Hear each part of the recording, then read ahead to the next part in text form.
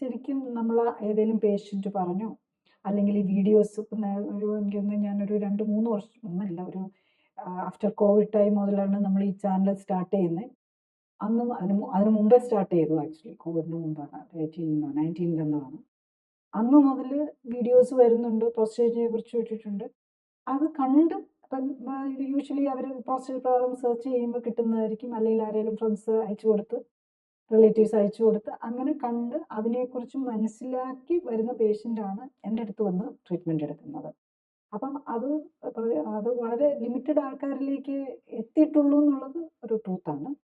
പിന്നെ ഈ life style correction ഓരോന്നിനും പോയിന്റ് ഓഫ് വ്യൂവിൽ സയൻറ്റിഫിക്കലി നോക്കി ചെയ്യാന്ന് പറയുന്നത്, അത് മറ്റ് സാധാരണ ഇപ്പോൾ ഒരു യൂറോളജിസ്റ്റിൻ്റെ അടുത്ത് ചെന്നാലോ അല്ലെങ്കിൽ നെഫ്രോളജിസ്റ്റിൻ്റെ അടുത്ത് ചെന്നാലോ അല്ലെങ്കിൽ ഫിസിഷ്യൻ്റെ അടുത്ത് ചെന്നാലോ ഒന്നും ഈ ലെവലിലൊരു ട്രീറ്റ്മെൻറ്റ് അവർ കൊടുക്കുന്നില്ല. അവരെല്ലാം മരുന്നല്ല, സർജറി ഓറിയൻറ്റഡ് ആണ്, മോഡേൺ മെഡിസിൻ എന്നാണ് എല്ലാവരും ചിന്തിക്കുന്നത്.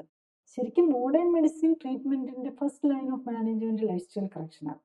അപ്പോൾ മോഡേൺ മെഡിസിൻ ഡോക്ടേഴ്സ് പക്ഷെ ഫോക്കസ് ചെയ്യുന്നത് മരുന്നിൽ അല്ലെങ്കിൽ ഓപ്പറേഷനിലാണ്. അവിടെയാണ് നമ്മുടെ പ്രോബ്ലം. ശരിക്കും മോഡേൺ മെഡിസിൻ എന്ന് പറയുമ്പോൾ തന്നെ എല്ലാവരും ചിന്തിക്കുന്ന മരുന്ന് അല്ലെങ്കിൽ ഓപ്പറേഷൻ. രോഗിയാണേലും വരുന്നത് മരുന്ന് തരാൻ അല്ലെങ്കിൽ ഓപ്പറേഷൻ ചെയ്യാൻ. അപ്പം ഒരു യൂറോളജിസ്റ്റിൻ്റെ അടുത്താണെങ്കിൽ ഡെഫിനറ്റ്ലി യൂറോളജിസ്റ്റ് സർജറി ഓറിയൻറ്റഡ് ആണ് അവർ പഠിച്ചിരിക്കുന്നത്. ഒരു BPH ആയിട്ട് ചെന്നാലും ക്യാൻസർ ആയിട്ട് ചെന്നാലും പ്രോസ്റ്റേറ്റ് ക്യാൻസർ ആയിട്ട് ചെന്ന് കഴിഞ്ഞാൽ അവരൊക്കെ ഓപ്പറേഷനിൽ കൂടെ എങ്ങനെ കറക്റ്റ് ചെയ്യാമെന്നാണ് നോക്കുന്നത്. അല്ലാതെ ലൈഫ് സ്റ്റൈൽ കറക്റ്റ് ചെയ്ത് എങ്ങനെ കറക്റ്റ് ചെയ്യാന്നുള്ളത് അവരുടെ വിഷയമല്ല.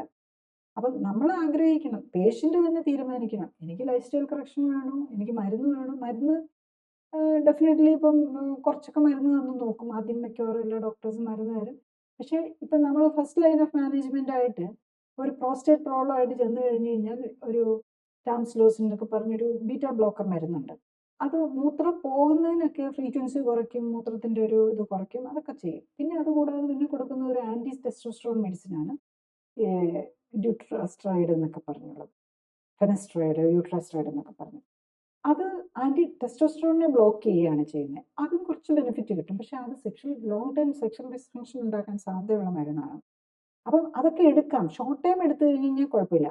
ഞാൻ പലപ്പോഴും പേഷ്യൻ്റ് കാണുന്നത് 10-20 വർഷമായിട്ട് ഈ ടാംസ്ലോസിനും അതുപോലെ ഫെനസ്ട്രൈഡ് പോലെയുള്ള ഡെറ്റോസ്ട്രൈഡൊക്കെ പോലെയുള്ള മരുന്ന് കഴിച്ചുകൊണ്ടിരിക്കുന്നവരെയാണ്. അതൊക്കെ നിർത്തി ഒരു യൂറിനറി പ്രോബ്ലം ഇല്ലാതെ ആക്കാൻ പറ്റുന്നുണ്ടെന്നുള്ളതാണ്. കൂടുതൽ അറിയാൻ ലിങ്ക് ക്ലിക്ക് ചെയ്യുക. കൂടുതൽ വീഡിയോകൾക്കായി സബ്സ്ക്രൈബ് ബട്ടൺ അമർത്തുക.